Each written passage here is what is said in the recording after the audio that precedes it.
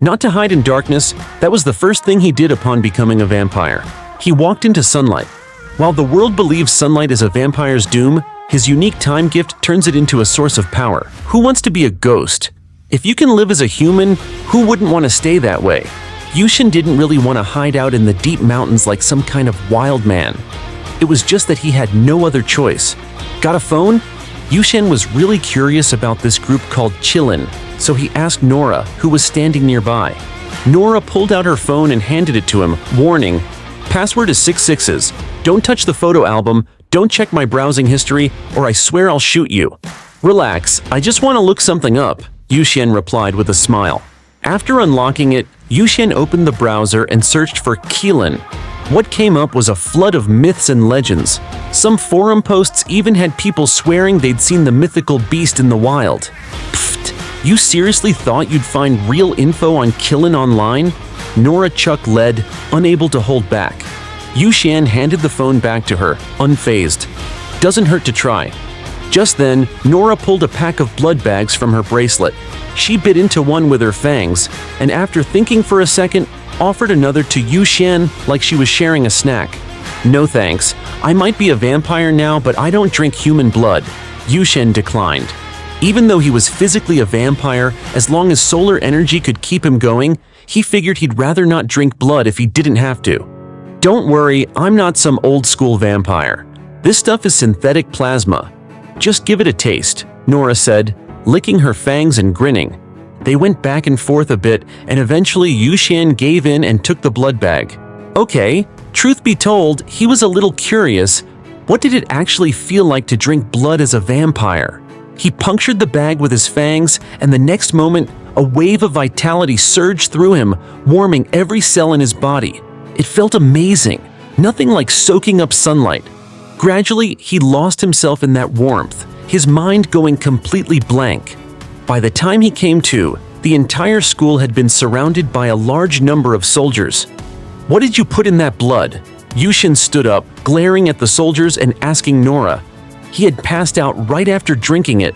If Nora or the soldiers had wanted to attack, he wouldn't have been able to fight back at all. Nora laughed.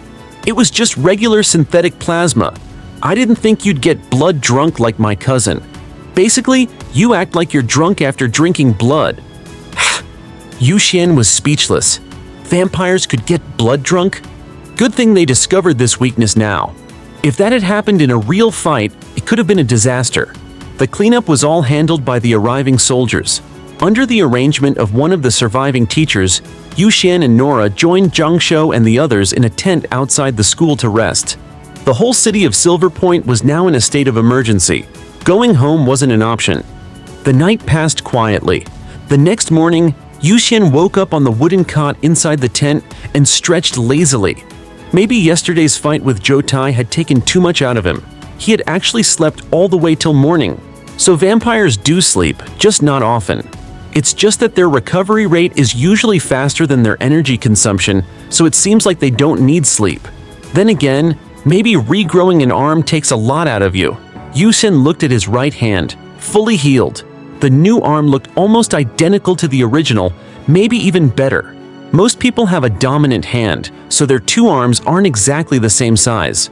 For instance, right-handed folks often have a slightly bigger right hand. Yushin had always been right-handed, so his right arm used to be slightly thicker, but now both arms were perfectly symmetrical. Whether punching or doing anything else, his sense of balance was much better. He walked out of the tent. The sunlight hit him, and he felt like a phone getting plugged in to charge.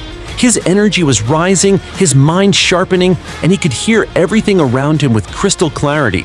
Not far off, Zhangshou and the others were sitting side by side, staring toward the school.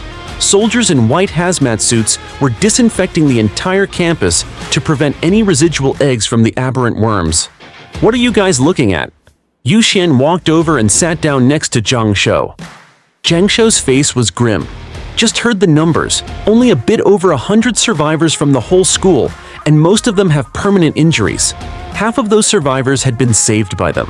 If Yushin and Nora hadn't teamed up to take out the worm in the main building, the number would have been more like 30 or 40.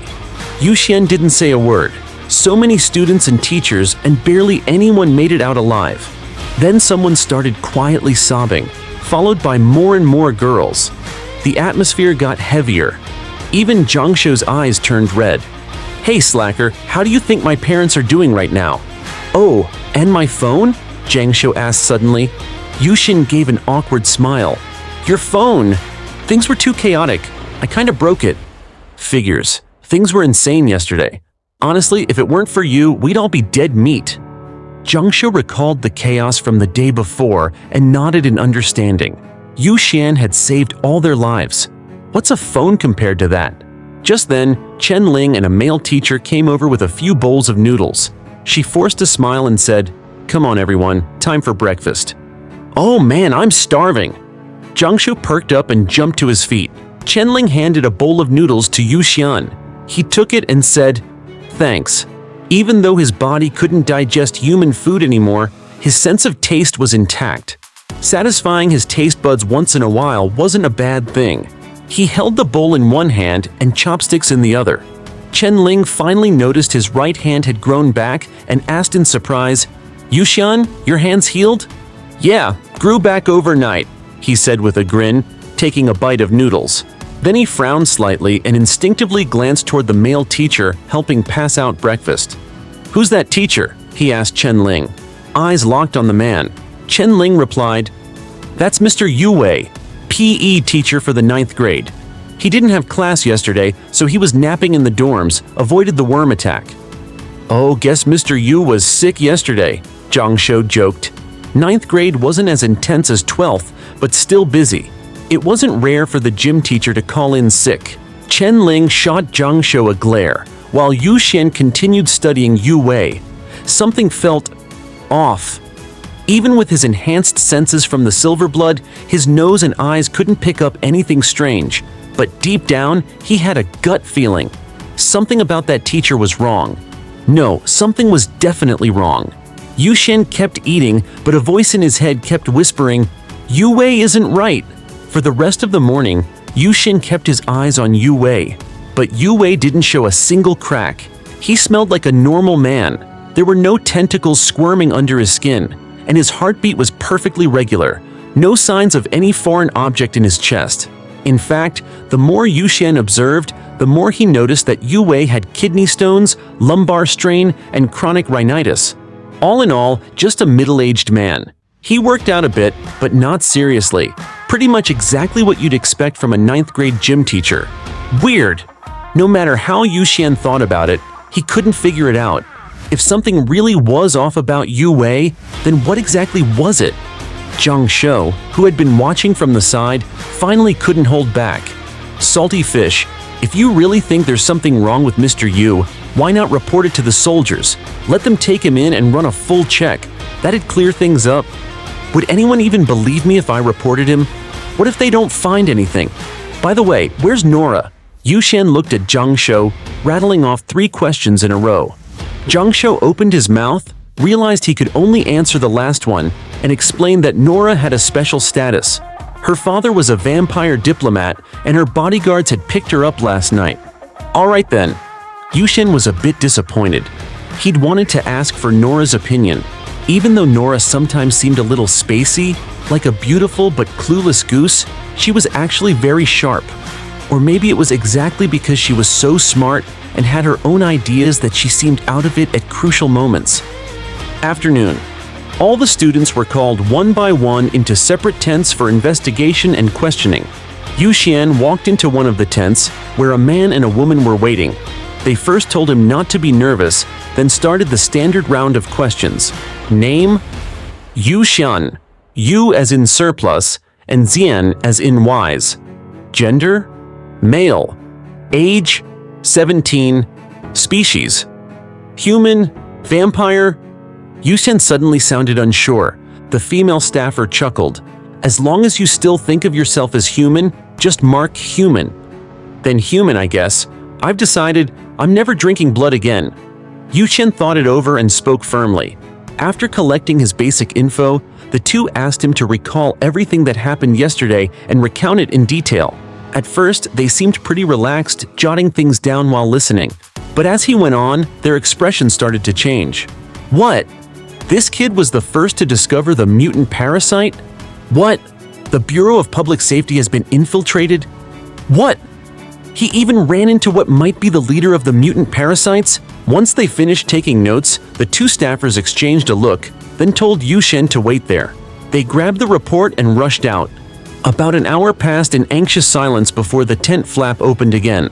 A middle-aged man with a square face and a younger guy with a powerful presence stepped inside. They sat across from Yuxian. The younger man spoke first. "I'm Jin Sheng. This is Jin Dajun. We're here to verify a few details with you." The moment they walked in, Yuxian felt like he was facing the sun itself. The guy's heartbeat sounded like a lion roaring. It was obvious he wasn't normal. "All right, I'll tell you everything honestly," Yuxian said, taking a deep breath. Jin Dajun smiled. "Relax. We've basically got the picture already. Not only did you expose the parasite's plans and force them to act early, you saved a ton of your classmates during the chaos. No one here's going to give you trouble." "Yuxian, listen to this voice. Does it sound like Zhou Tai?" Jin Sheng pulled out his phone and played a recording. The audio was messy and chaotic, with occasional screams in the background. Yuxian listened closely. Amid the noise, a strange male voice murmured, "Director, isn't this world fascinating?" Turns out, Chen Qingsong's wife had secretly installed a listening device in his office, hoping to catch him cheating and get more money in the divorce. But Chen Qingsong died, and so did his wife. Still, the recorder captured a crucial conversation and eventually landed in Jin Sheng's hands. The voice is about 60% similar, but the tone is nearly identical. "I'm sure it's him," Yuxian said seriously after hearing the clip. Jin Sheng and Jin Dajun looked grim. Zhou Tai had already been dangerous as a normal human. Now, those twisted personalities could not only control the parasites, but even possess one. The threat level had skyrocketed. If they didn't take care of this soon, the consequences would be catastrophic. "Can I ask, what was the parasite's original plan?" Yuxian couldn't help but ask. Jin Dajun nodded. "If you hadn't exposed the invasion, they would have slowly taken over all of Silver City. Every ordinary person would have become food or a host until the whole city turned into their nest." "Anything else you want to ask?" Jin Sheng gave Yuxian a long look, like he was trying to tell him something without saying it outright. Truth was, they'd done a full background check on Yuxian before coming. He had ALS and had become a rogue vampire through illegal means. Despite his condition, he stayed righteous and made the right choices in the end. Thanks to him, millions in Silver City survived. That kind of contribution couldn't be overlooked. With that kind of halo around him, the government would never leave him unprotected. No matter how powerful the vampire factions were, none of them could touch him. "Well, I was wondering if there's any chance I could join Qilin?" Yuxian asked, rubbing his hands together, eyes full of hope. Jin Sheng blinked, then glanced at Jin Dajun. Jin Dajun quickly distanced himself. "Not me. First time meeting the kid, just like you." "Yuxian, who told you about Qilin?" Jin Sheng asked. Jin Dajun laughed. "Forget it. Let me guess, Marcus's precious daughter, right?" Then he added, "Well, Yuxian, you asked the right guy. This punk here is in Qilin, ranked 89, codename Lionlight, and me, I'm his old man. Ha ha ha." Jin Sheng gave Jin Dajun a helpless look. He had suspected Jin Dajun from the start. This guy couldn't shut up about his son joining Qilin. Every fellow soldier had heard it at least once. "You're really sure about joining Qilin?" Jin Sheng asked with a sigh, turning back to Yuxian. Originally, he was planning to have Yuxian apply for official protection. If the government just told the vampire clan, "This kid's under our wing," they wouldn't dare make a move, at least not while he stayed in the country. Sure, people talked big about how powerful the vampire clans were, but on a national level, without even a single dragon-tier powerhouse, they were second-rate at best. Most rogue vampires got cleaned up by the vampire clans simply because those people were shady to begin with. Some even attacked civilians for blood. The state just turned a blind eye. But someone like Yuxian, clean background, saved tens of millions. What the hell were the vampires gonna do? Vampires, or rather, the blood kind, are actually a race riddled with weaknesses. They fear sunlight, silver, garlic, and crosses, and they can only survive by consuming blood. If they go too long without feeding, they fall into a deep sleep, their bodies gradually mummifying until one day, if blood happens to touch them, they might wake up. If becoming a vampire wasn't one of the easiest ways to attain immortality, they probably wouldn't even be considered a second-rate power. At best, they'd rank as third or fourth tier. The reason the blood kind have such a strong public image is mainly because they're rich, obscenely rich. Wealthy people who became blood kind spend years hiring PR teams to hype up how powerful, terrifying, and mysterious vampires are. That's what misleads the public into thinking they're some top-tier force, like messing with them means certain death. In reality, the 5 great nations can crush the blood kind with ease. Even some extraordinary powers that control smaller countries could wipe them out with a single slap. The reason the blood kind are still around isn't because they're strong, but because they're smart enough to keep their heads down. Originally, Yuxian thought joining Qilin would be difficult, maybe requiring a ton of trials. But the very next day, Jin Sheng laid a badge, a gun, and a special phone on the table in front of him. Trying not to laugh, Jin Sheng said with a straight face, "Starting now, you're a member of Qilin's Demon Hunting Unit. Rank 6330, codename Dead Fish." Yuxian stared at the ID badge, flipping through it repeatedly, barely believing his eyes. This is real? Of course it's real. If you show this badge, any public security bureau in the country can verify its authenticity, and they're required to fully cooperate with you, Jin Sheng said with a grin. Yuxian tucked the badge away and asked, "So how many people are in the Demon Hunting Unit? Who's the team leader?" "I'm the leader. Originally there were 5 members, you make 6, but the squad usually doesn't act together. Everyone takes on missions individually unless it's a Sparrow class or above. Those require the whole team," Jin Sheng explained, then gave Yuxian a full breakdown of how the unit operated. Qilin squads have a lot of autonomy, mostly because their members are all highly talented extraordinaires. Since everyone has different circumstances, forcing them to work together all the time could actually stunt their growth. Generally speaking, members can take Worm or Ant-class missions alone. 2 or more can take on B-class missions, but anything Sparrow level or higher requires full team coordination. "So what level is Silver City's situation right now?" Yuxian asked curiously. Jin Sheng replied, "The variant bug disaster is classified as Tiger level. Not because the bugs are that strong individually, but because the threat level is massive. You have to eliminate every last variant bug for the mission to count as complete. And that's no easy task. We don't even know how they spread, or how many there are. I actually have a suspect. I think he might be a variant bug, but I haven't found any proof yet," Yuxian said, suddenly remembering Yu Wei, hesitating a little. Jin Sheng immediately turned serious. "Who?" "Yu Wei. Mr. Yua. I watched him all day and didn't spot any flaws, but when I saw him again this morning, I still got the strong feeling something was off," Yuxian said, frowning. Without hesitation, Jin Sheng turned and walked out. "Let's go. If you suspect him, we'll detain him and check. No harm in that." They stepped out of the tent, and Jin Sheng had soldiers detain Yu Wei and lock him up in a tent with guards posted outside. Yu Wei didn't resist, just looked extremely nervous. Jin Sheng and Yuxian watched from a distance but didn't notice anything suspicious. "You still think something's off?" Jin Sheng asked. Yuxian nodded. "Yeah, something's definitely wrong. I just don't know what yet." "Then let's dig deeper. Come on." Jin Sheng thought about it and decided to trust Yuxian unconditionally. After all, he was a team member now, and backing up your teammate is a team leader's duty. Qilin's records had already shown that ignoring a teammate's instincts could be fatal. One squad had ignored a warning before, and only 2 members survived. Since then, every Qilin squad leader had stood firmly by their members. The 2 of them walked into the tent where Yu Wei was being held. As they entered, Yu Wei quickly asked, "Sir?" "Yuxian, is something wrong?" Neither answered. They simply circled him once. Suddenly, Jin Sheng's eyes gleamed gold, and deep within Yuxian's pupils, a flash of silver shone. What are you doing? What's happening?" Yu Wei asked, shrinking back in fear. Jin Sheng's gold glow faded. He shook his head at Yuxian. He saw nothing unusual. The silver light in Yuxian's eyes faded too. Also nothing. "You sure?" Jin Sheng asked out of nowhere. Yuxian knew what he meant. He nodded. I'm sure, especially now.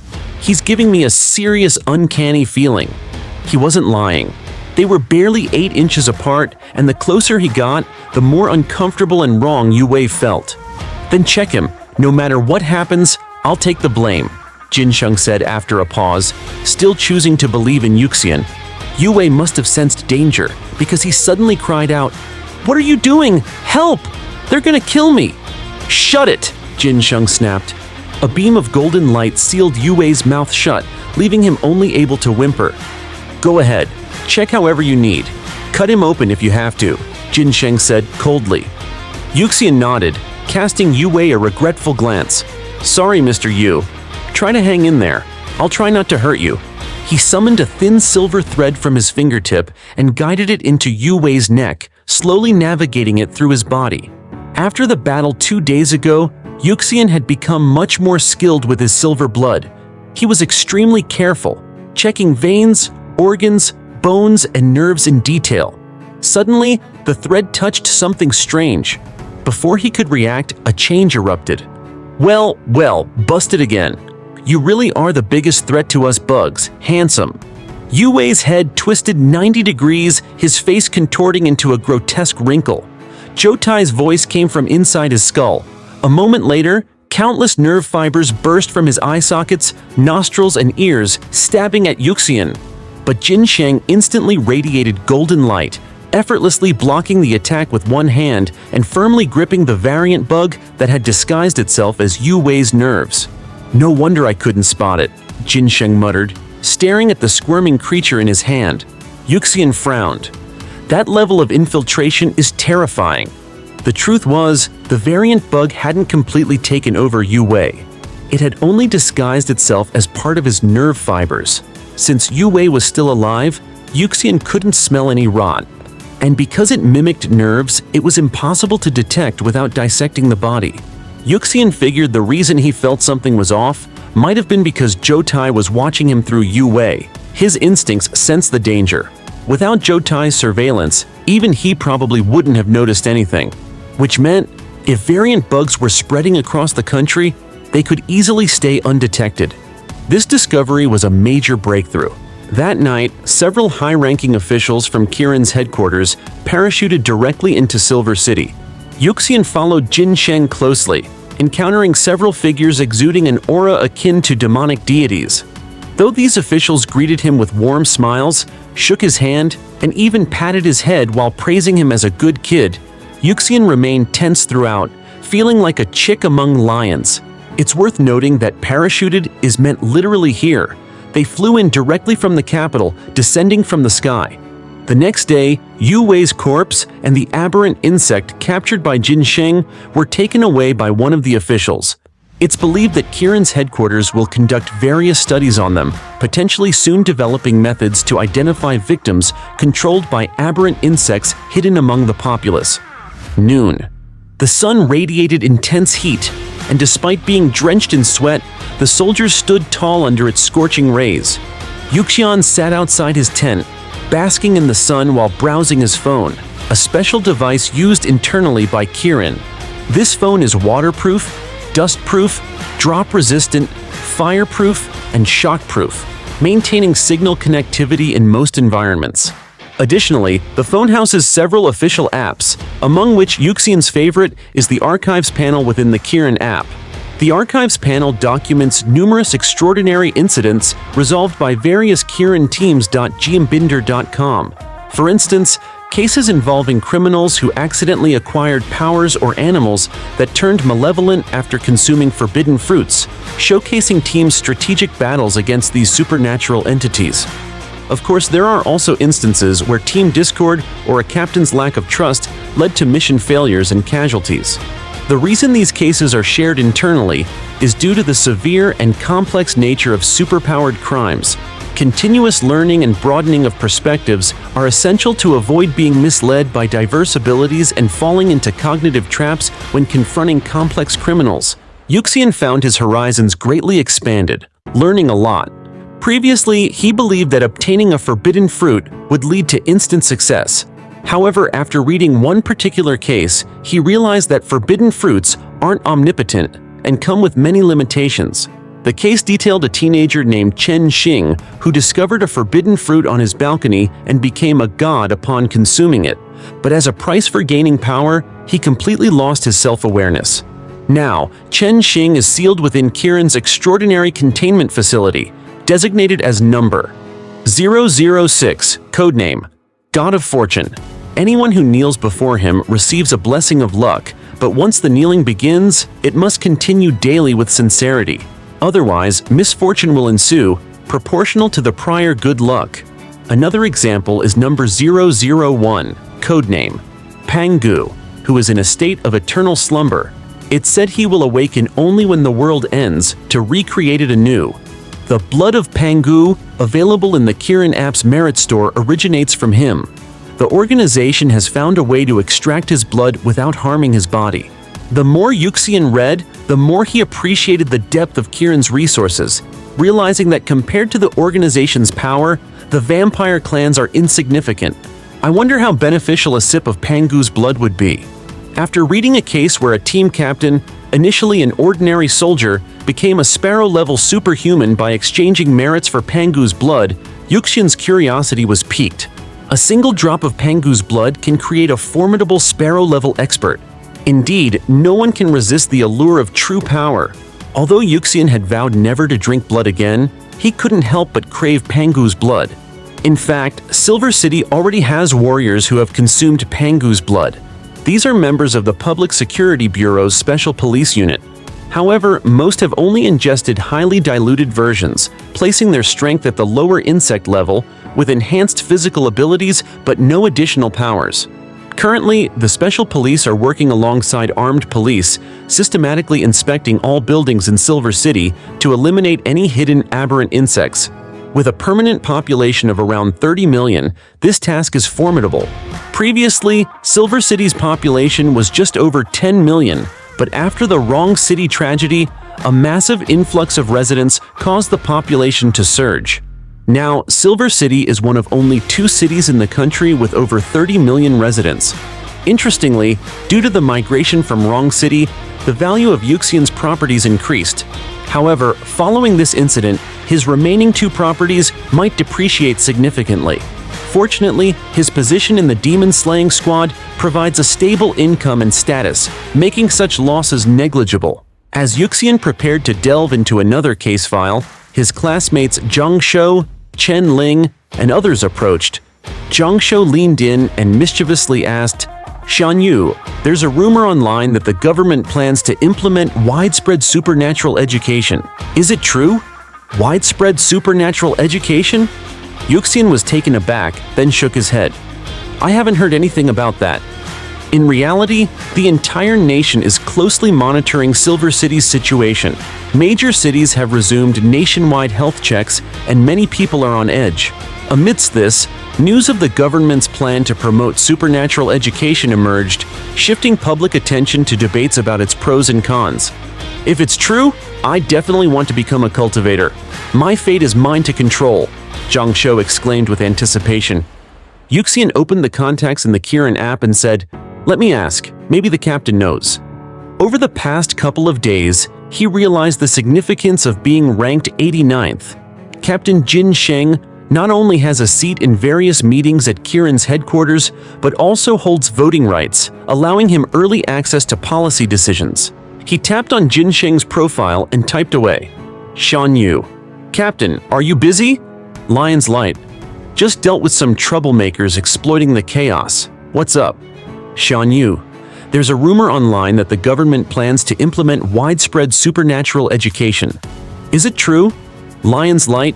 "It's under discussion, but I don't think it'll be implemented nationwide immediately. They'll likely start with a few pilot cities." Shan Yu. "Got it. Thanks." Yuxian looked up at Zhang Shou and said, "The captain confirmed it's being discussed, but it'll probably start with a few pilot cities." Historically, martial arts were often associated with rebellion. While widespread supernatural education could help uncover hidden talents, it might also empower those with ill intentions. Therefore, the government is likely cautious and won't make hasty decisions. I've decided. Once the government announces the pilot cities, I'll enroll in a school there, Zhang Shu declared excitedly. Chen Ling, however, calmly analyzed, I think Silver City and Wrong City have a good chance of being among the pilot cities. After all, we've been victims of the aberrant insects, so the government might give us special attention. It would be great if it's Silver City, another female classmate sighed. In recent days, there have been few good news reports, with bad news emerging continuously. It's said that the casualties at first and second high schools are even more severe. The aberrant insects seem to have targeted schools, making students their primary victims. Especially in many elementary schools, there appear to be no survivors. Countless families are facing unimaginable grief. Night. Yushin sat outside the tent, basking in the moonlight. After midnight, dark clouds gradually covered the moon and a thin mist rose from the ground. Seeing that he could no longer bask in the moonlight, Yushin slipped his phone into his pocket, flipped upside down, and began doing handstand push-ups. Now that he had joined the demon-slaying squad under Kirin's command, technically, the Blood Clan should no longer be hunting him. In other words, he was safe, and as a vampire with an infinite lifespan, all he had to do was soak up sunlight daily, and he really could live like a total slacker. The thing was, his name spelled backward literally meant slacker, but he himself wasn't someone who sought an easy life. Lately, he'd been wondering, how should he live the rest of his life? What should he live for? Watching his father die of illness had left him terrified of death, but that fear made him cherish life more than anyone else. Scenes from school kept flashing through his mind. The classmates who once studied hard, the ones who liked to joke around, the shy and quiet ones, the outgoing and cheerful ones, all ended up as broken corpses. The fear frozen on their faces, the faint tear streaks mixed in with the blood, all of it was seared into his memory. After reviewing countless case files, it felt like he saw brave souls quietly protecting the ordinary lives of others, and one young life after another falling in pools of blood. Why did Jin Sheng trust him so unconditionally? Because others had laid down their lives to pave the way for him. In the end, he found his answer. He wanted to become a light. He wanted to chase away the fear in people's hearts. He wanted to protect the smile on every person's face. To do that, he needed great power, so he had to become stronger and stronger and stronger. 1005, 1007, 1010, 2020. Yushin supported himself with just one finger as he cranked out rapid handstand push-ups. At that moment, Jin Sheng returned, holding a few rats in his hands, each one bigger than a full-grown mutt. He stopped in his tracks, watching Yushin. As Yushin switched hands and prepared to continue, Jin Sheng stepped forward and asked, "Want to spar over there?" He pointed toward the school field behind him as he spoke. "Is this like squad-level coaching?" Yushin's eyes lit up as he grinned. Jin Sheng smiled. "You could put it that way. So, you in?" "Of course." Yushin immediately flipped down to the ground and clapped his hands. After handing the oversized rat monsters off to some soldiers, Jin Sheng and Yushin walked onto the school campus. They spaced themselves apart on the field, and Jin Sheng said, "I'll keep my power at the insect tier. Come on." "Then heads up, Captain." Yushin nodded instantly. He snapped both hands, launching a flurry of silver threads at Jin Sheng. Jin Sheng stood still. Golden light wrapped around his fingers. As the threads closed in, he casually flicked them away at just the right angles, effortlessly neutralizing them all. "Do your fingers have to move like that? It's way too obvious." Jin Sheng looked at Yushin's hands, curious. Yushin controlled the silver threads to spiral back, then thrust them forward again, answering as he did. "It's easier to control this way. Plus, the threads fired from different parts of the arm have different flexibility. Fingertips are the most agile, then palms, wrists, forearms, elbows, and finally upper arms. Threads launched from other spots are nearly impossible to control. Because he had only a limited amount of silver blood in his body, he had to focus it on the most agile areas. That was also why losing his right arm to Zhou Tai had been such a massive blow. Flexible threads versus stiff ones made a huge difference in combat. That just means you're not skilled enough. I've seen Marcus use the same ability. He could manipulate those threads in infinite ways, totally unpredictable. He even formed silver armor that covered his whole body. He's way ahead of where you are now. Jin Sheng dodged the threads with ease, casually chatting while he moved. Yu Xian's eyes lit up. Vampires weren't exactly known for tough skin, so if he could weave the silver threads into armor, it'd be a serious defense boost. Maybe he should learn to knit sweaters or something. The theory was probably similar, but for now, his goal was to force Jin Sheng to attack. So far, Jin Sheng had only been defending. Just one finger was enough to block all of Yu Xian's moves. Compared to Zhou Tai, the pressure wasn't as intense, but the difference in combat experience was obvious. Yu Xian kept attacking from different angles, trying to crack Jin Sheng's defense. But Jin Sheng might as well have had eyes in the back of his head. No matter where Yu Xian struck from, Jin Sheng neutralized it without breaking a sweat. Realizing he was just wasting energy, Yu Xian recalled all his silver threads. He thought for a second, then wrapped silver threads around his hands, forming a pair of crude silver gloves. He rushed at Jin Sheng. He wanted to learn from both ranged and close-quarters combat. Smart move. Jin Sheng smiled as he watched Yu Xian charge in. Then he got serious, his palms glowing faintly with gold light. As Yu Xian punched, Jin Sheng met each strike with his palms, easily stopping him. The two clashed across the field, every exchange ending with Jin Sheng tapping Yu Xian's forehead with a single finger. Ever trained in hand-to-hand combat? Jin Sheng asked mid-fight. Yu Xian answered honestly. Learned a bit online, but doesn't seem all that useful. Online martial arts are for fighting normal people. With our powers, the usual weak points don't matter, so of course it seems useless. But with your long lifespan, you can learn from everyone. As for technique, that's just a matter of time. You'll get there. In truth, during their sparring, Jin Sheng had already noticed a huge difference between Yu Xian and the average vampire. Normal vampires in their first 100 years were barely stronger than regular humans, good enough to bully the weak, but compared to most supernaturals, they were jokes. That was the price of immortality. But Yu Xian? Every punch felt absurdly strong, like getting hit by a charging rhino. To put it simply, his strength and speed were already at lower ant-tier levels. He didn't feel like a new vampire, more like an old one who'd been around for 2 or 3 centuries. All right, I've got a good read on your strength. Now be careful, Jin Sheng said with a smile as he blocked another punch. Danger! Yu Xian's instincts screamed. Every hair on his body stood up. He tried to leap back fast, but Jin Sheng anticipated every move. No matter how Yu Xian retreated, Jin Sheng kept right on him. Then Jin Sheng unleashed a flurry of punches. Yu Xian saw the strikes coming, but couldn't block any of them. Blow after blow landed until Jin Sheng delivered an uppercut that sent Yu Xian flying.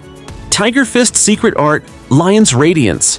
In midair, golden particles surged from Yu Xian's body, forming a giant golden lion above him. The lion slammed him toward the ground with a paw. With a thunderous crash, Yu Xian hit the ground hard. Every bone in his body broke. He couldn't move. The clouds slowly drifted apart and bright moonlight spilled across the land. Jin Sheng walked over and sat beside Yu Xian, poking his hand with a finger and grinning. Still alive? Ugh, barely, Yu Xian groaned, forcing the words out. Though his whole body ached, Yu Xian knew he wasn't seriously injured. Jin Sheng had clearly studied vampire physiology well. None of the hits had been fatal. A few minutes later, Yu Xian sat up. Most of his injuries had already healed. Damn, you really are something else. I thought you'd be down for hours, and here you are, not even 10 minutes later, Jin Sheng said, eyeing him like he was some kind of freak. Was this even a normal vampire anymore? Yu Xian glanced up at the moon and chuckled. If it were daytime, maybe not even a minute. What are you, a vampire or Superman? Jin Sheng couldn't help but blurt out. Since when did vampires recover faster in the day? That flipped everything on its head. In a squad like theirs, trust was mutual. When Jin Sheng chose to trust Yu Xian unconditionally, Yu Xian had already decided to do the same. Their earlier conversation might have sounded casual, but Jin Sheng had already figured it out. Yu Xian could recover by absorbing light. That was also why he didn't need to drink blood. Captain, are you an ability user? What was that lion thing just now? Yu Xian asked, curiosity in his voice. Jin Sheng looked up at the sky. "No, I'm a pure martial artist. About 5 years ago, I took a drop of Pangu's blood. My technique, Tiger Subduing Divine Skill, mutated into the Golden Light Lion Divine Skill. That's when I got my code name, Lion Light." "So you're a martial artist. No wonder you're so strong in close combat," Yu Xian said, finally getting it. That hit a nerve. Jin Sheng suddenly tensed up like a cat with its tail stepped on and snapped, "What's that supposed to mean? Not all martial artists are good at close combat. Plenty of them actually suck up close and fight purely with powerful long-range inner energy. You'll see for yourself eventually. The only real way to improve close combat is through real combat. No shortcuts." He'd grown up getting beat down by Jin Dajun, and it had taken blood, sweat, and tears to build up his skills. He wasn't about to let some, "Oh, you're a martial artist," dismiss all that. Yu Xian noticed how fired up Jin Sheng got and could sense the bitterness behind his words. He couldn't help but laugh. "Ugh." Jin Sheng looked at him and eventually just sighed and shook his head with a helpless grin. In the days that followed, the lockdown started easing. The mutant worms inside Silver City had been cleared out. Only the outskirts still needed cleanup. Residents who'd taken refuge in various gyms began returning home. On the 5th day, Yu Xian returned to his own place. He changed into casual clothes and immediately flopped onto a chair on the balcony. He'd been sunbathing non-stop. Probably because regenerating his arm had burned through a ton of energy, it wasn't until yesterday that he finally triggered his 9th heartbeat. If everything went smoothly, he'd awaken his second minor ability today. He pulled out his phone, opened the mission board. Now that the lockdown had lifted, he could finally take on missions again. The merit store had tons of good stuff. Pangu's blood, silver, storage gear, transcendent weapons, armor, you name it. But all of it cost merit points. Jin Sheng had said that once the Silver City incident officially wrapped up, he'd probably receive a big merit bonus. But Yu Xian figured the more merit, the better.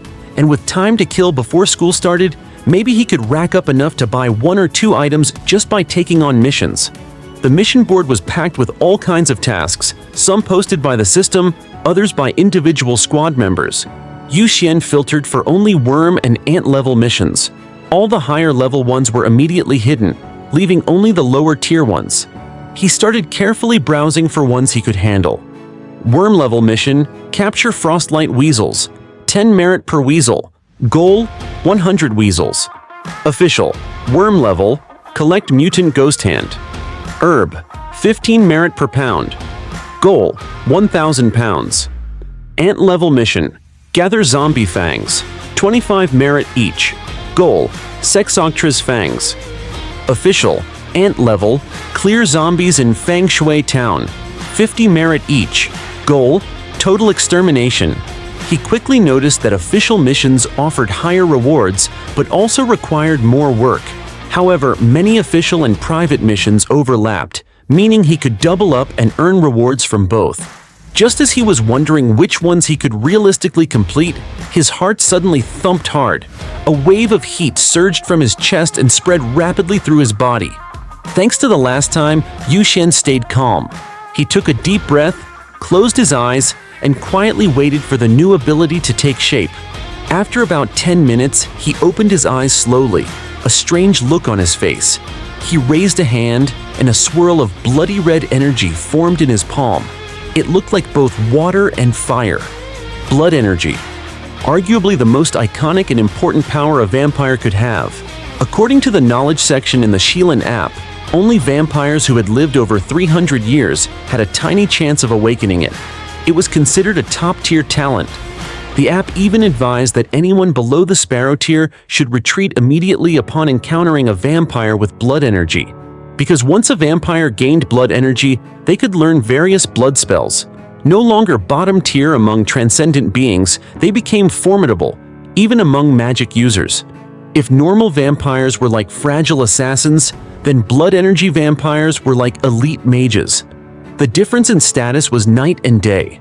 But looking at the swirling blood energy in his hand, Yu Xian's first question was, who the hell was he supposed to learn blood spells from? As far as he knew, only 2 races still practiced blood magic, blood elves and vampires. The spells of the vampires were passed down by their progenitor, who had learned them instinctively after consuming the forbidden fruit. For a rogue vampire like him, getting them to not kill him was already a miracle. Asking them to teach him magic? Not happening. As for the Blood Elves, their progenitor died centuries ago, and they were nearly extinct now, mostly holed up in Europe, and even more xenophobic than vampires. No way they'd teach him anything. So, was he really going to have to tap into his long-hidden, earth-shattering genius and invent his own blood magic from scratch? Yu Xian stared at the blood energy in his palm. His eyes gradually turned wise and contemplative.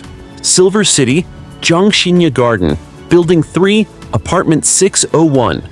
Zhang Shou rushed out of his room, panicked, and sprinted into the bathroom. Standing in front of the toilet, the sound of rushing water echoed as he relaxed instantly. Suddenly, a muffled plunk sounded. He frowned. He hadn't taken a dump, so where did that splash come from?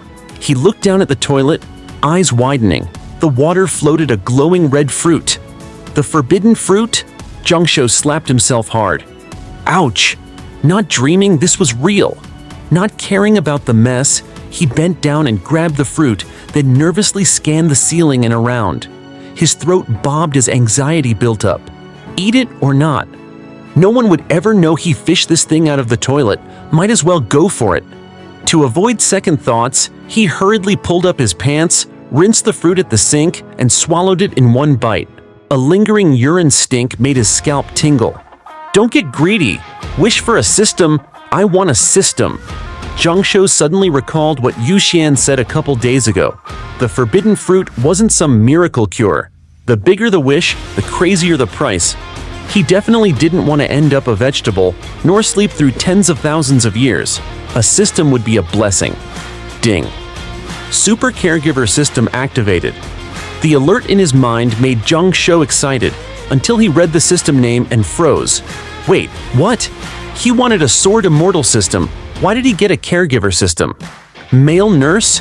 What even is this? His face flickered between tears and laughter, but after waiting with no response, he just gave up and sulked. Stats, he muttered, resigned. A glowing screen appeared, and the attribute panel slowly unfolded. Name, Zhang Shou. Gender, male. Age, 17. Profession, super caregiver. Skills, basic heal. Consumes stamina, conjures a light orb to heal target. Basic healing touch, consumes stamina, summons healing, detoxifying, and cleansing tentacles. Touching the target removes most abnormal statuses. Passive, caregivers. Second chance, first fatal attack each day triggers immediate full recovery. Second fatal attack leaves 1% HP. Third fatal attack kills, but respawns after 1 hour. Staring at the stats, Zhang Shou's eyes widened.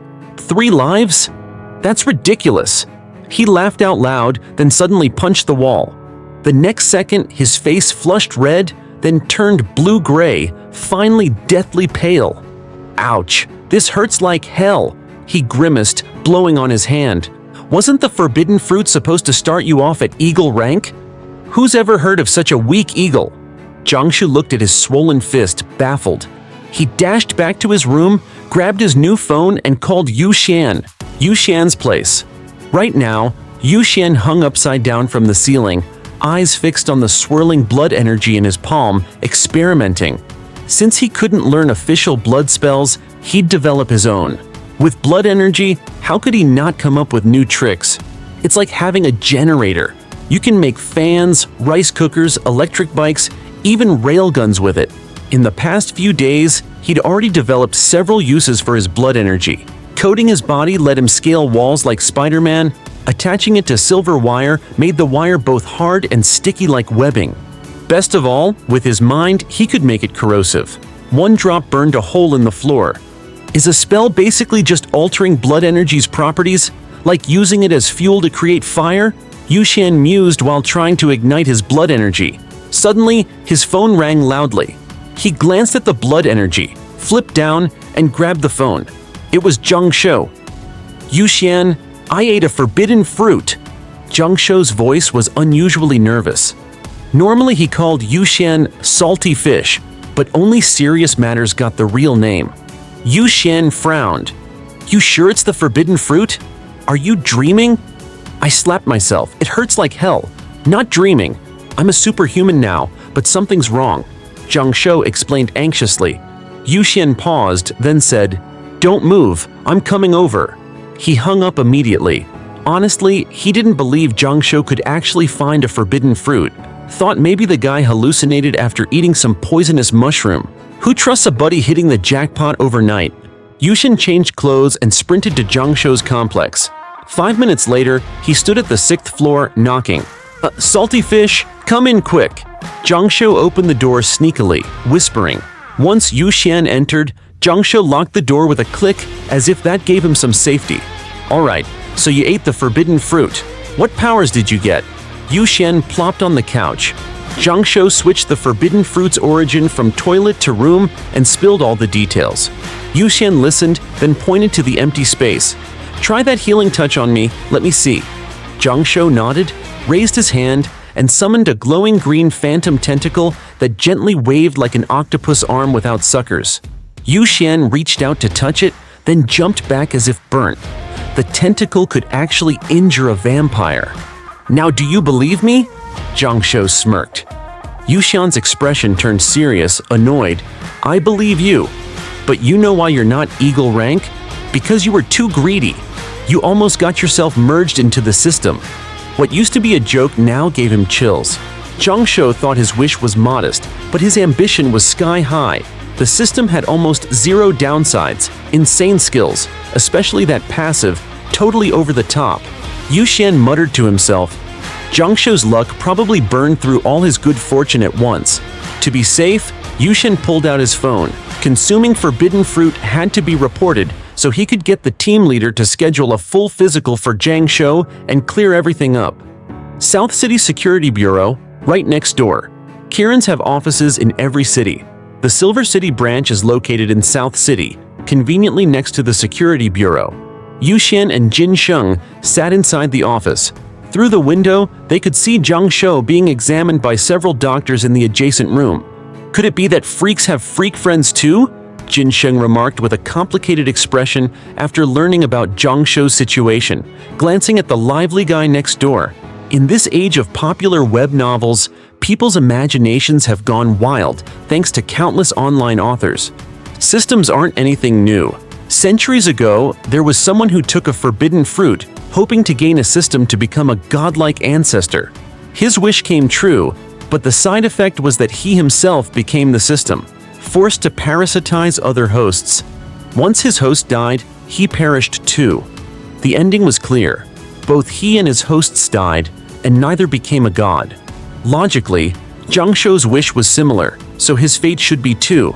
But now, Zhang Shou isn't a system and is still full of life. This was strange. The checkup was over, but the results wouldn't be available until tomorrow. Zhang Shou came out of the room and saw Yuxian waiting for him in the hallway. Nervously, he asked, Salty, do I have big side effects? Let's wait for tomorrow's report to know for sure, Yuxian replied. Zhang Shou nodded, then smiled optimistically. Maybe it's because I'm blessed with great fortune that I got such an insane power. No way. You better stop being so lucky. Your power may only be low-tier insect level, but your potential is huge. Getting that level of ability from a forbidden fruit definitely comes with side effects, Jin Sheng said as he stepped out of the office, looking at Zhang Shou. After Zhang Shou left the room, Jin Sheng could see the doctor's expressions through the glass. Although the report wasn't out yet, he guessed the news wouldn't be good. He took back what he said earlier. Indeed, only Yuxian was the real freak.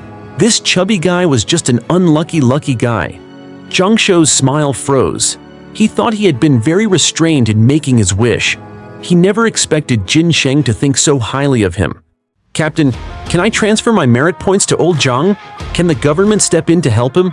Yuxian couldn't help but ask. Jin Sheng calmly said, he can stay here tonight, and you can stay with him or go home and rest. Everything depends on tomorrow's report. The forbidden fruit could be called a blessing or a curse. Most animals who eat the forbidden fruit become threats to human safety. For humans, it's hit or miss. Some soar to greatness, others bring harm to themselves and others. The zombie progenitor, the drought demon progenitor, the ghoul progenitor, all lost their consciousness after eating the forbidden fruit and became disasters that plagued the world. For example, after the zombie progenitor was killed by dozens of Kirin squads, his corpse released a massive cloud of corpse energy. This corpse energy couldn't be fully cleansed and spread worldwide with the wind. Any infected corpse would mutate into a zombie. Kirins have been clearing out new zombies, and timely cremation by humans helps reduce zombie outbreaks. But many animal zombies are extremely difficult to kill off. That's why whenever a new forbidden fruit eater is discovered, Kirin arranges a medical checkup and forbids leaving until the report is out. "I'll stay and keep old Zhang company," Yuxian said. Jin Sheng nodded. "Good. You staying will keep him from overthinking and making irrational choices." There were cases before where forbidden fruit eaters were invited for checkups but later fell into inner turmoil. The fear of the results and distrust of the authorities made them run away quietly. When found again, their abilities had backfired and they were near death. Night fell. Yuxian and Zhang Shou shared a double room. "Salty, I can't sleep," Zhang Shou said, after closing his eyes for a while, then opened them to look at Yuxian. Yuxian hung upside down from the ceiling, coolly replied, "Don't overthink it. Worst case, I turn you into a vampire. Either way, you'll find a way to survive." "I was blinded by the forbidden fruit back then. I should have asked you first," Zhang Shou sighed. Yuxian manipulated blood energy into thin strands. The red bloodlines intertwined with silver ones formed from his pure blood, creating a web. He dropped from the ceiling into the web, lying down as he said, "Impossible. The forbidden fruit itself is extremely tempting. Your reason wouldn't have lasted long enough to even ask me. In the wild, even lifelong friends who found a forbidden fruit at the same time would turn on each other under its influence, even father and son. That's why the forbidden fruit is called the fruit from the abyss. Any creature encountering it slowly loses reason." Zhang Shou simply couldn't hold on long, so taking the fruit while still sane was the best choice. The next day, Yuxian and Zhang Shou sat on chairs in the hallway. Zhang Shou looked like a suspect awaiting judgment, visibly anxious. At that moment, Jin Sheng came out from another office with the report, his face serious. He sat beside Yuxian and handed the report over. Yuxian passed it to Zhang Shou, who waved him off. "You look first. I need a moment." "Okay." From Jin Sheng's expression, Yuxian already guessed the news was bad. After reading the report, his brow furrowed deeply, worry filling his face. "What? Is it really bad?" Zhang Shou asked, uncomfortable seeing his expression. Yuxian pressed his lips and answered, "Worse than we thought. Your body is filled with a special kind of energy, and your telomeres are aging hundreds of times faster than normal. Every time you use energy, you're basically burning your lifespan. Based on the telomere test, you probably have about a week left to live." "What if I become a vampire?" Zhang Shou asked immediately.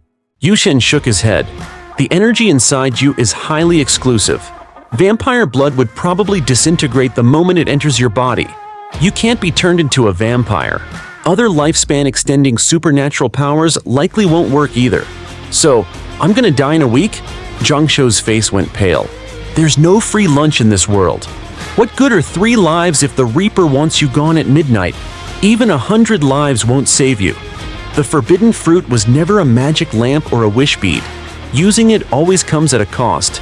In the hallway, the 3 of them remained silent. Jin Sheng felt a bit regretful because extraordinary healing talents like Zhang Shou were in short supply worldwide. If Zhang Shou didn't have such a huge flaw, he would have no hesitation recruiting him into the exorcism squad, making that team one of the very few in Qilin with a dedicated healer.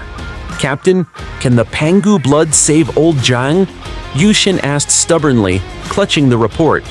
Jin Sheng shook his head. Pangu blood, after all, is just another product of the forbidden fruit. Judging by the severity of Zhang Shou's side effects, his level is probably on par with Pangu. The exclusive energy inside him is no weaker than that of the Pangu blood. "Shan Yu, thanks, but don't trouble yourself. Just let me be alone for the next week." Zhang Shou took a deep breath and forced a smile at Yuxian. After saying that, he stood up to leave. Yuxian was worried and rose to follow him, but Jin Sheng got up and pressed a hand on his shoulder, shaking his head slightly. "Give him some privacy." "Okay." Yushin watched Zhang Shou's figure grow smaller down the hall, clenching his fists tightly. He wanted to get stronger, strong enough so that no matter what happened, he wouldn't be helpless like today. Zhang Shou wandered aimlessly until he found himself at a nearby park. He sat down on a bench, his mind blank as he looked up at the sky, feeling the world was bleak and gray. The park was desolate. Even in the morning, hardly any elderly people were out and about. The aftermath of the aberrant worm incident clearly hadn't faded. "Thought I hit the jackpot, but turns out not even a consolation prize," Zhang Shu thought bitterly, recalling his ecstatic mood yesterday. He sat in the park for a good half hour, then got up and walked the streets for a long while before finally returning home to lock himself in his room. He slept until nightfall, then, famished, went downstairs to eat at a nearby steamed food restaurant. As he was nearly finished eating, a piercing cry came from the back of the restaurant. He glanced back and saw a little girl whose arm had been scalded by accidentally spilled boiling tea, her whole arm bright red. The server kept apologizing while the young couple panicked. The father tried to soothe the girl, and the mother wiped the injured arm with a towel. Zhang Shou looked at the girl silently for a moment, then stood and said, "Let me handle it. Healing spell." He stepped past the server, pointed at the girl's burned arm, and used up some stamina to cast. A green orb of light shot from his fingertip toward her arm. When the orb landed, the once bright red burn rapidly healed. "Thank you. Thank you so much, little brother," the girl's father exclaimed gratefully. The mother and the nearby server also hurriedly thanked him, and the onlookers all looked on with admiration. Suddenly, Zhang Shou felt his mood lift a little. He returned to his seat and took 2 more bites of food before suddenly putting down his chopsticks. He actually understood why his system was a healer system. The aberrant worm incident at school, which caused so many casualties, had deeply affected not only Yu Xian, but himself as well. He and Chen Ling had searched through the remains of countless classmates for survivors, bandaged wounds, and tried to make everyone more comfortable, just enough to hold on until rescue arrived. Back then, he didn't want to be a sword immortal. He wanted to be a doctor. He wanted to save everyone. You can either think like a coward who's ready to die, or you can be a hero for once, Zhang Shu muttered to himself as he watched the street outside gradually warm up. He stood up smiling and walked out of the restaurant with growing determination. "Sir, you haven't paid yet," a waitress called loudly, chasing after him. Zhang Shou froze, then quickly went back to settle the bill before slipping away sheepishly. The next day, Yusin got a call from Zhang Shou early in the morning. After hanging up, he hurried to the entrance of the local market near the school. From several dozen feet away, he saw a large banner stretched across the square in front of the market. It read, "Extraordinary Healer, Free Treatment Online, Terminal Illness, Stubborn Diseases, Difficult Cases, Cured or No Charge." Under the banner, Zhang Shou sat on a chair, continuously casting healing spells on those approaching him. For some special illnesses, he directly used the touch of restoration. Yu Xian rushed over and interrupted him, frowning. "Are you crazy? Didn't I tell you? The more you use your powers, the faster you die." "Shan Yu, I asked you here to help manage the crowd. Either way, I'm going to die, so at least I want my death to mean something," Zhang Shu said seriously, looking at Yu Xian. Yu Xian tried to persuade him again, but Zhang Shou took a deep breath and said, "Yu Xian, if you consider me a friend, don't stop me. Life and death are fate. Don't let me die meaningless." "Okay." Yu Xian clenched his teeth, eyes reddening. So Zhang Shou kept treating patients while Yu Xian maintained order. Anyone cutting in line or causing trouble got scolded immediately. The sun rose from the east and climbed to the midday sky. Zhang Shu, who had looked like a teenager, now appeared like a middle-aged man, his temples streaked with gray, a heart-wrenching sight. Yu Xian stood in the sunlight watching him. After each treatment, Zhang Shu's face lit up with a smile. Unconsciously, a crowd had gathered. People brought sun umbrellas, lunch, cold tea, fans. Many helped manage the crowd out of genuine kindness. Yu Xian ended up with nothing to do since no one dared to cause trouble. Everyone lined up quietly, waiting their turn. Across the street in a tall building, Jin Sheng stood on the rooftop, watching the long line of people, his hand clenched tightly. "Doctor, your hair!" "Young man, why don't you rest for today?" "Sir, we're stopping treatment. You need to rest. Look at your face." As time went on, more and more people noticed Zhang Shou's changes. By late afternoon, around 4 p.m., he'd gone from looking middle-aged to an old man. Concerned voices grew louder, but Zhang Shou stubbornly kept treating patients. That day, he cured hundreds of terminally ill patients and dozens of classmates with disabilities, even restoring health to many babies born with hereditary diseases. Since death was inevitable, he wanted to save as many as possible. He only needed to cast one spell to give someone back their health, possibly changing their entire life. He thought that was a deal well worth it. Over and over again. Gradually, his eyes blurred, and he could barely make out patients' faces. Fortunately, he wasn't a real doctor. Treating patients just meant activating his skill, so as long as someone came forward, he could cast his spell. Night fell. Colors in his vision shifted. He raised his hand to cast again, but his body suddenly went limp, and he collapsed to the ground. People nearby quickly caught him. With trembling hands, he still tried to cast on the patient in front of him. Enough. Really enough.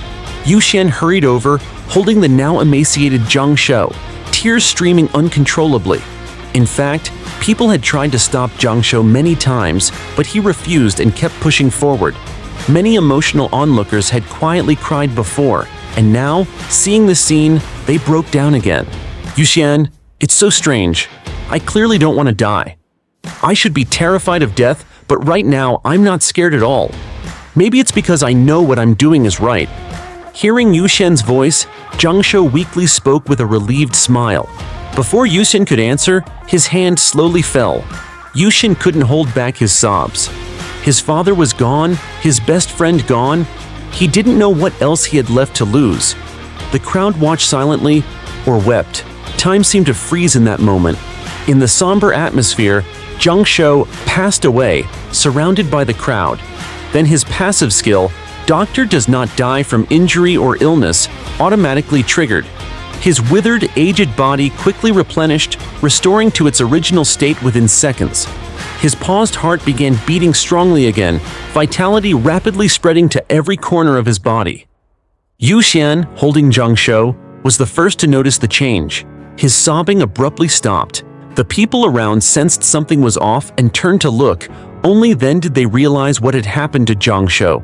In fact, Zhang Shou had regained consciousness the instant he stopped breathing, but didn't want to interrupt everyone's grief. Noticing the strange mood, he quietly opened his eyes and saw everyone staring blankly at him. He couldn't help but flash an awkward yet polite smile. He swallowed nervously and cautiously asked, since the mood's already this heavy, maybe it'd be rude if I don't actually die? Should I die again? Cut the crap. Come with me and get a full physical checkup. No more messing around." Yu Xian switched from holding him to lifting him up, grabbing him firmly as they headed out. The crowd instinctively made way, watching them leave. Even after they were gone, people were still in a daze. Those who had been soaked in sorrow moments ago now felt a weird absurdity, almost comical. If only a few crows flew overhead, it would have been perfect. Nearby, at the South City Public Security Bureau, Yu Xian escorted Zhang Shou back to the office and immediately called a doctor to re-examine him. He felt something was off. As a vampire, though he didn't feed on blood, he was extremely sensitive to the flow of life energy in others. For example, he could easily tell if someone was sick by the scent of their blood or even distinguish if a woman was a virgin. The legend that vampires crave virgin blood probably stems from this heightened sensitivity to blood scent, mixed with psychological fixation. Fortunately, Yu Xian wasn't interested in blood at all, so none of that applied to him. But one thing was certain, Zhang Shou's life energy after coming back from death was definitely abnormal. The next day, Yu Xian and Zhang Shou sat side by side in the office. Jin Sheng held the latest report, pausing for a moment before speaking. The newest results show Zhang Shou's body has fully recovered to the pre-examination state. This means although the side effects are severe, they're not as bad as we feared. "Let me see," Yu Xian immediately said. Jin Sheng handed over the report, and Yushin skimmed through it. The report named Zhang Shao's side effect the 7-day life-death cycle calamity. Simply put, if he doesn't use his skills, every 7 days he undergoes a cycle of life, aging, sickness, and death. Using skills accelerates this cycle. The report also pointed out that Zhang Shao's passive effect has been tracking since the system activated. After the first death each day, his body resets to the recorded state from system activation. In other words, as long as he doesn't truly die, he's trapped in an endless loop between age 17 and 77. On Monday, he's 17. By Sunday, he's a 77-year-old old man. This also explained why Yuxian noticed Zhang Shao's life energy smell off. The difference between a 17-year-old's and a 77-year-old's life energy is huge. Here, take a look. Yuxian finished and passed the report to Zhang Shao. Zhang Shao read it and didn't know whether to laugh or cry. He couldn't help but ask, "So I'm doomed to be stuck cycling between life and death my whole life?" Not necessarily. Like if you die 4 times in one day, even a god probably can't save you, Jin Sheng said, watching him carefully. Yuxian warned seriously, "Old Zhang, you hear me? Don't think you can just go wild because you have extra lives. It's not that you can't use your skills, but know your limits. Don't always push it without a backup plan. I was thinking yesterday, since I was gonna die anyway, might as well be a hero before I go. Now that I know I'm not dead, I definitely won't mess around anymore," Zhang Shu said, embarrassed. Just thinking about the overly sentimental scene from yesterday made him want to crawl into a hole. Jin Sheng pulled out a form and placed it in front of Zhang Shou. "Fill this out.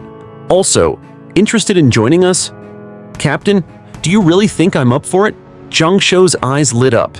He knew Yushin had joined some official powerful organization, though he didn't know its name. This office didn't even have a nameplate. "You already called me captain, so of course you're in." Jin Sheng smiled, already thrilled. Finally, his squad had a healer. He then explained in detail about the Qilin and Juxi squads before asking, "So, will you join?" "Count me in, count me in. Can I be on the same team as Xian Yu?" Zhang Shou nodded eagerly. Jin Sheng glanced at Yuxian and smiled. "You two are already on the same team. From now on, you're the healer for the Juxi squad, rank 6340, codenamed Dead Doc. Your ID will be ready in a few days." "Dead Doc. Sounds pretty cool," Zhang Shou said happily. Yuxian smiled and teased, "Congrats, Auntie." "What Auntie? It's Dead Doc. Different tone," Zhang Shou immediately retorted. Yushin nodded repeatedly. Okay, Auntie." "Captain, maybe my codename should just be Old Zhang. I know Xianyu will keep calling me Auntie, and once it spreads, the whole team will too. Better to change it now." Jin Sheng sighed. "Old Zhang is already taken, otherwise I wouldn't want to pick another name. Auntie works well, confuses the enemy. It's settled." "No!" Zhang Shu cried, losing both Dead Doc and Old Zhang. Sure enough, happiness always comes at someone else's expense. Both Jin Sheng and Yuxian wore satisfied smiles. 3 days later, at noon, Yuxian sat on the balcony soaking up the sun, scrolling through the class group chat on his phone. Though many classmates had died, nobody was kicked out of the group. Chen Ling sent a voice message. "Did you all hear? Queen, just say it straight. How do you always know stuff before us?" Zhang Shou replied with a voice message. Yuxian laughed and sent a voice message. "Let me guess, school's about to start, right?" "Yeah, school's starting, but you won't guess where we're going," Chen Ling replied. Yuxian squinted and sent, "Superpower Academy?" Almost every school in Silver City had been invaded by the aberrant worms, except the Superpower Academy. "How'd you know?" Chen Ling asked, surprised. She'd spent days digging for that info, and Yuxian guessed it right away. Yuxian smiled. "Not only do I know about the Superpower Academy, but all surviving students in the city will be gathered there." After all, he was now part of the Juxi squad, with access to inside info through Jin Sheng and the Shilin app. Since there were so few survivors in the city, each grade could barely form 2 classes, but many students had psychological scars and didn't dare return to their original schools. Parents were also uneasy, so only by transferring to the unaffected Superpower Academy could parents feel somewhat relieved.